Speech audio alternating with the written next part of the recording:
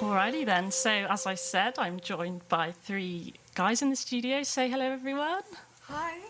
Hello, everyone. Heyo. So there's a few new people here with us today, as well as someone who's been here before. So I'm going to introduce everyone. We've got Olivia. Hi. James. Heyo. And Anas. Good evening.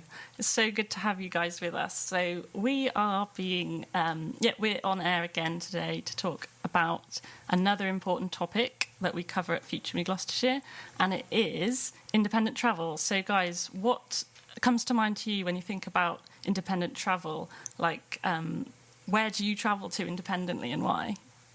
I mean, I spend most of it going to school and to Stroud, Cirencester, Dursley way, so kind of mostly stay in the county. Yeah. And that's mostly when I use it, because I'm in a small village, but yeah. Kind of in rural areas, isn't it? Yeah, so quite limited in that part, but otherwise I think I kind of stay to my zone. Yeah. How about you, James? That's rather similar to me as well. My main usage where I'm going to is to and from home, to then from there to college, or to, say, the local gym.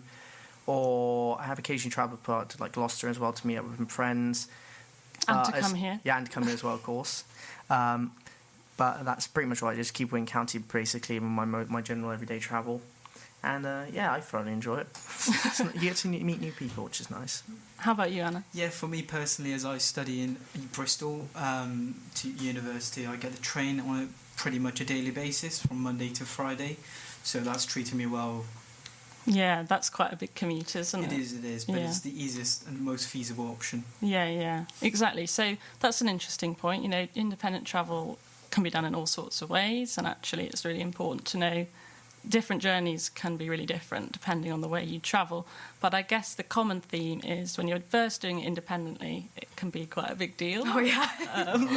Yeah. And it's always good to kind of get yourself comfortable with that. Take advice where you can till you get more confidence. So that's why it's such an important topic for us to cover. So remember, Future Me Gloucestershire is all about providing resources for young people to help them prepare for adulthood. So it covers pretty much everything, but independence is a huge one, and travel within that is massive. So if you wanted to let us know your thoughts about independent travel as a young person, be they positive, negative or reflective, you can let us know by sending a text to 60066. Start your text with GFM. Or you can email studio@gloucesterfm.com, and we'd love to be able to hear what you think about independent travel as a young person. I guess what I wanted to ask you guys, and we're going to come on to this just in a little bit, is about how confident you feel travelling, and what advice you have for any other young people. So we're going to come on to that after another track. So obviously on the news today there's been some talk about the storm coming and how that's affecting public transport, and I think although learning to drive is a massive topic that we also have looked at Future Me Gloucestershire, I think we're going to steer clear of that for this show because that would just be too much to say otherwise. So we're going to stick talking about public transport. And Anas, you mentioned firstly commuting, and I think we're going to talk about that a bit later on. But I just wondered, for you sort of mentioned off air to me that that was almost your first major experience with public transport. Would that be fair to say? Or when was the first time you used public transport, do you think? I mean, we used to have a shop in Stroud, so I used to get the bus over there for about a year and a half. So that was initially the first stage, but only recently where I've been using public transport on a daily basis has been going to uni. Yeah, so you had a little foray into it with your family. Correct. So that's probably the way most people first start using the bus or the train, I think it's fair to say. But Olivia, I think you maybe got a school bus, so that's a different kind of travel, isn't it? Yeah, so I got a school bus since probably year 7 to 10, but then of course there was COVID. And then after that, it didn't really come to my area and the price got too high. So we moved to public transport, and that was really kind of the first time because I'd never really been on any, with my family, let alone by myself. So it's quite, and I was the oldest sibling there with my brother who'd had the same experience, so I was thinking, oh God, I've got to lead this on, I've got to find out where to sit, I've got to work out, can I sit here and all that.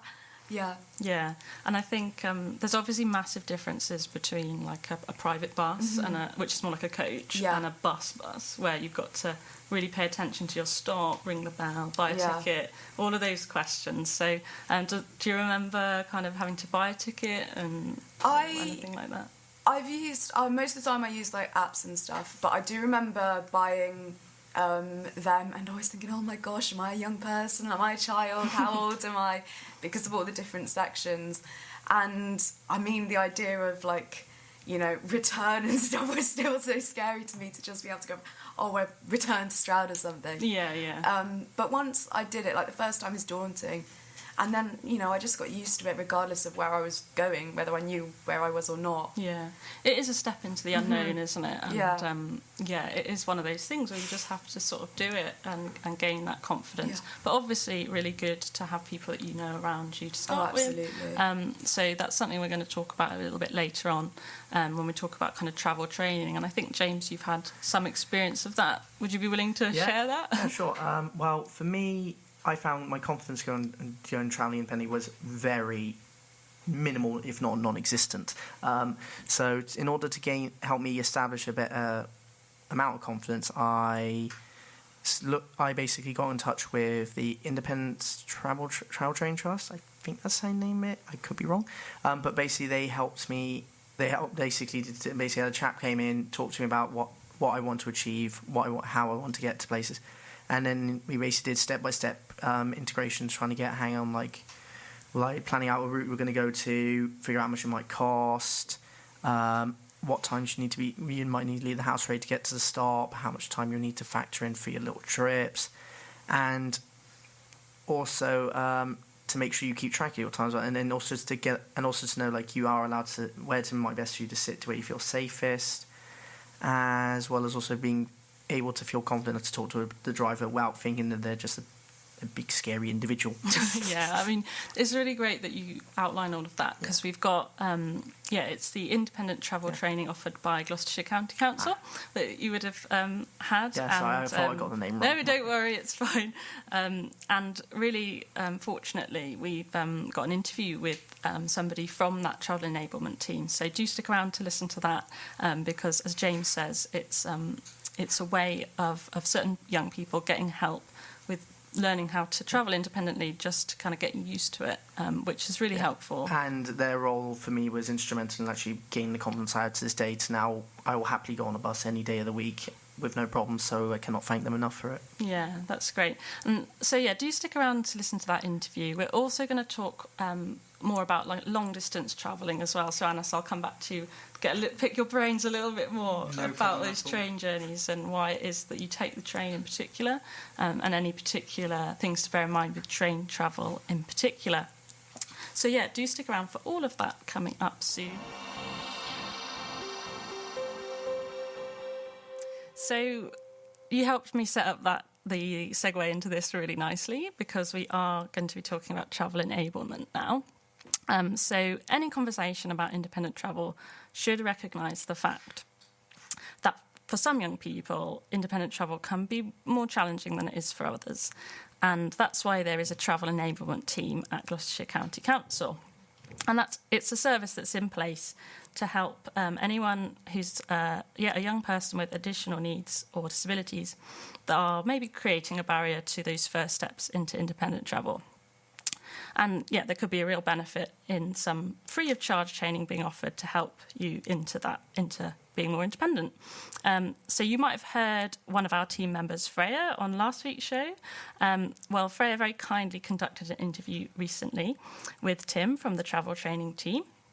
And we heard a whole lot more about this crucial service and how it supports people into independent travel. So, let's hear what was said.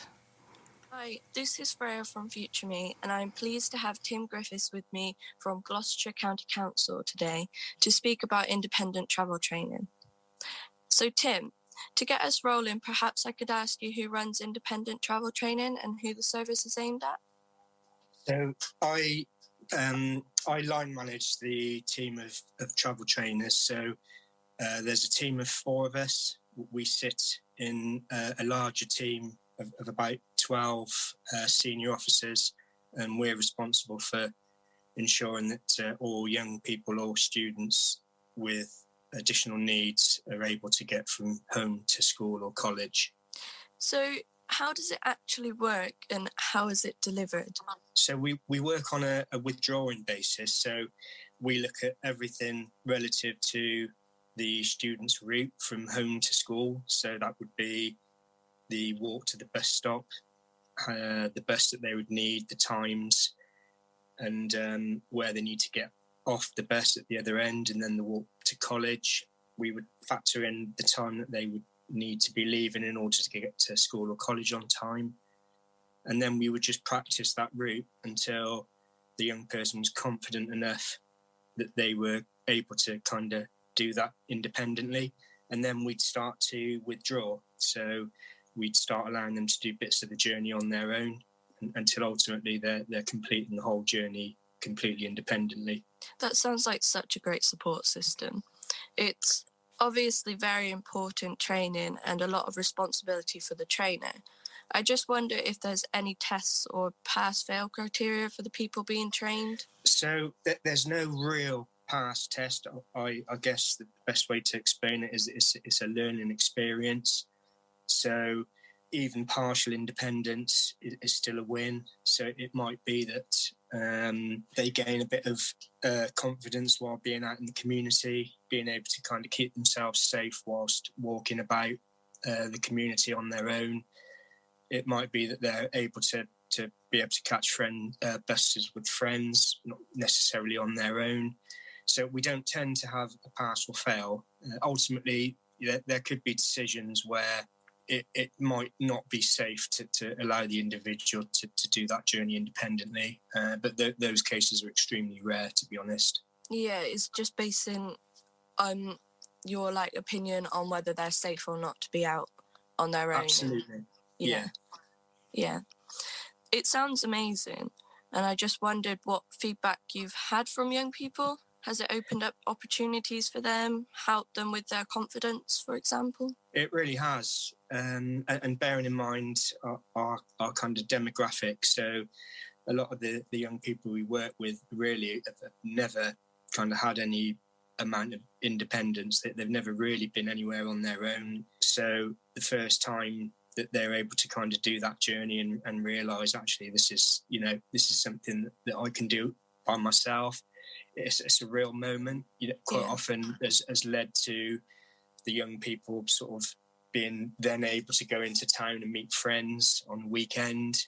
It's the feedback has been fantastic, not only from the young people, but also from the families of the young people who are also getting a bit of their independence, because they understand that actually we don't need to kind of do everything for them. The feedback has been absolutely fantastic. Yeah, to be honest, I didn't even think about the families because they must be so concerned about whether their young person is actually safe or not and constantly worrying. But if they have this training, then they know that they're okay out there and they... Absolutely. Yeah, there's a lot of parental anxiety that's kind of to be expected. As I've said, we're working with young people from 15, 16 years old that have never really been anywhere on their own. So you can kind of understand where the anxieties lie. But just with practice and repetition, pretty much all of them are able to learn how to kind of keep themselves safe and also think about strategies to put in place should something go wrong. Well, if there were young people listening who felt nervous about travelling independently, what would you tell them? So what I would say is always make sure that somebody knows where you are. Always make sure your phone's charged and have your contact details ready so that if something goes wrong, if you kind of get lost, get off at the wrong stop or not sure where you are, that you can phone somebody to kind of seek help. Also just always remember that the best drivers are there to help. Part of our strategies really, if there are anxieties while on the bus, is to be able to go and speak to the bus driver. So there are people there that can help you. Yeah.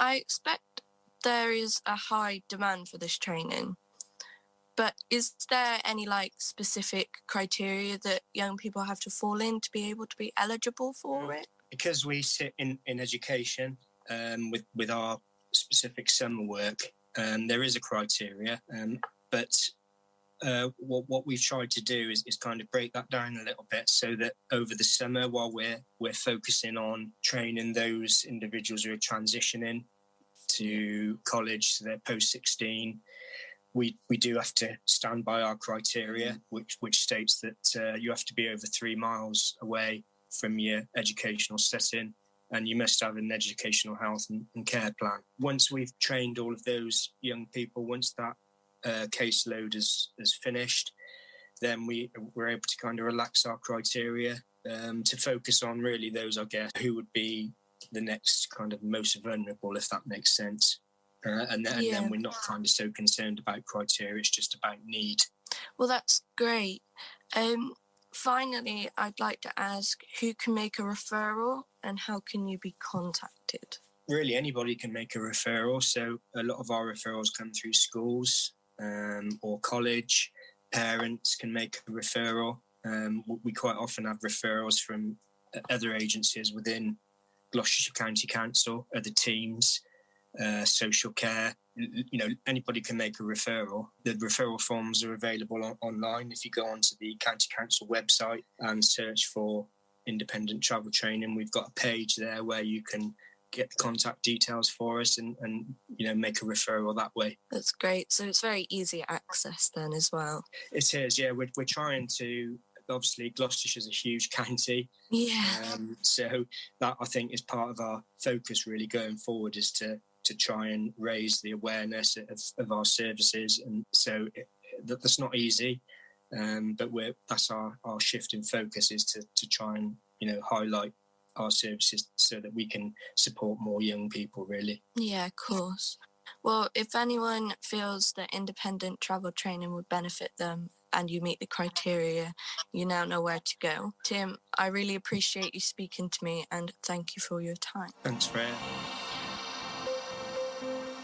So massive thanks to Tim Griffiths from Gloucestershire County Council for giving that interview, and to Freya for asking such great questions. And yeah, as Freya said, if you think that travel training could benefit you or another young person you know, do search online for Gloucestershire Travel Enablement or Travel Training. It will take you to the Gloucestershire County Council website and you can refer yourself or somebody else through there.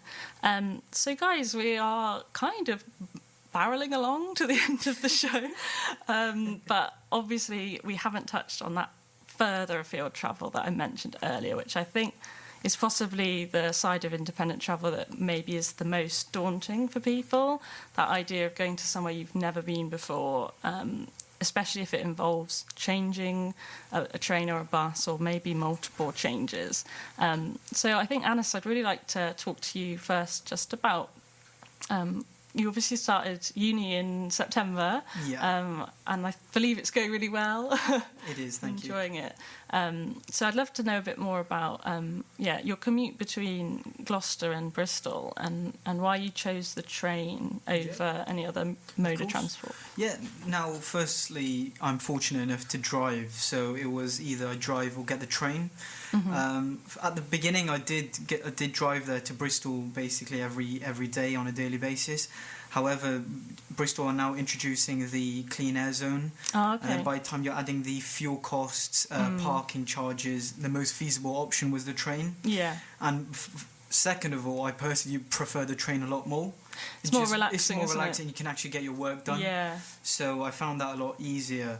Than driving there, to be honest. Yeah, I think that's a huge benefit of train travel, isn't it? Yeah. I mean, many of those, you're not having to pay to park. It's kind of cleaner, exactly. Greener, and also, I found commuting on the train quite a useful time to sort of do little jobs. Maybe you can do a bit of work. Correct. And actually it can be quite a pleasant experience. Definitely. That's definitely the case if you're on a really long journey. James, I think your first experience of travelling by train was long, but perhaps not relaxing. Oh, no, I'll go with that. Yeah, for my first ever independent trip on the train was probably very ambitious. I decided to go and meet some of my friends who I'd met on a residential. However, they lived all the way up in Salisbury, and I live in Stroud, so you can see the lengths I had to go to for this one.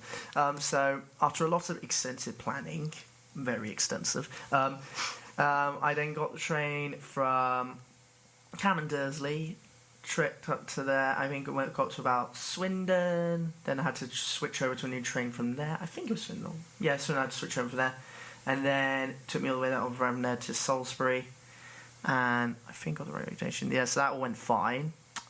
It was all going great, and then at the end of the day, I made one critical error. I lost track of time, and I missed me intended train to get home, and I was like, oh dear, I've got a bit of a problem here now, haven't I? So I gave a bit of frantic call to my father, and literally said, we have a problem. He's like, what do you mean? I thought you were on the train. Like, about that, I'm not on the train right now. He's like, you what?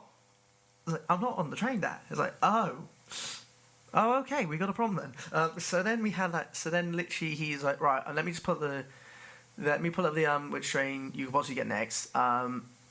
He literally was saying, well, there was one probably about an hour later, which I could easily get onto. The saddest part's the previous train I missed by about 5 minutes, which was even more depressing. But after that, there was one about an hour later, so I got that all planned out. He said, however, James, it's going to be a lot more complicated because you were going to have to jump across 3 different trains in the end because this service is a bit more unpredictable, this one. This is why we tried to get you on the one beforehand. So I guess sorry, that story's... I mean, you're a great storyteller, James, as well. Sorry. But I guess it's like, it's important to be willing to adapt, isn't it? And this is where the biggest adapt came in, because when it happened, I was like, I kept my cool. I asked, right, who do I need to... which station do I need to go to? And, like, who should I ask best? He said, well, just go and ask the conductor of the station. They can tell me there. And I told him the route I was taking. The chap very kindly explained, like, which station numbers it was. He seemed to have done this trip himself. By fortuitously, he'd actually travelled to Stroud actually the other week, so it was like... Yeah, I think it's about that confidence to check, isn't it? And I think a lot of young people probably turn to like a mobile phone first of all, think, I'll just check for the next train, and that's great. You know, if you can do that, you can often navigate yourself out of a change. That is... But it's also good to remember that the staff at the stations are there to help you. It's their job, they know it inside out, and I guess it's important not to panic if you miss a connection, whether that's a bus or a train, and maybe ring someone you trust as well if you need them to help you. I wonder, Olivia, I just wanted to bring you back in as well, because I'd like to find out, you know, whether you have, like, obviously, like, James has travelled socially, Alice has commuted. What's like the kind of biggest journey you've done out of county? So I do quite a few day trips when I can. So I go mostly Bath or Oxford, Bristol and London recently. Oxford had a lot of changes, but because I really find train stations quite calming, even though you've got people running around, and I find them quite calming, so I really didn't mind. And I loved just waiting for them and just being on them, so I found it okay, to be honest. Yeah. And going to Bristol, I've been doing a bit by myself. So, yeah, as long as I know when I'm getting off and I've planned beforehand, then I'm all good, I think. Yeah, I think the message I'd want to give, you know, as somebody who's become much more confident independent travel than I was, you know, 10 years ago, I think it's like... it can really open up your world, can't it? You know, there'll be places that in the past you might not have thought you could even get to, and actually, especially if it's socially, and embedding you in like friendship groups and the community, or your hobbies, like if you want to go and see music, and obviously this is all with a kind of caveat of COVID. It's not been like kind of as normal, but I think just talking to you guys, it's really good for anyone tuning into the Future Me resources to hear that you know, travelling itself is a journey, and there's no right or wrong. Everyone gets confident at a different pace to another person, but actually it's a great thing to kind of ease yourself into, and it can really kind of transform your life when you get confident with independent travel. So yeah, I'm just gonna give you all a break from listening to me, and we're gonna have some more music now. So, yeah, it's kind of the end of the show, guys. So I wish we could have packed more in for this talk about independent travel, because I know there was a lot more to say that we didn't cover. But, yeah, just want to say thanks, all of you guys, for joining me. It's been really lovely to have you. It's been a pleasure as well, Martha. Thank you very much for tuning in. Oh, thanks, guys. Thanks for joining me, and thanks to everyone who listened in. So, yeah, we're going to wind up now for the end of the show.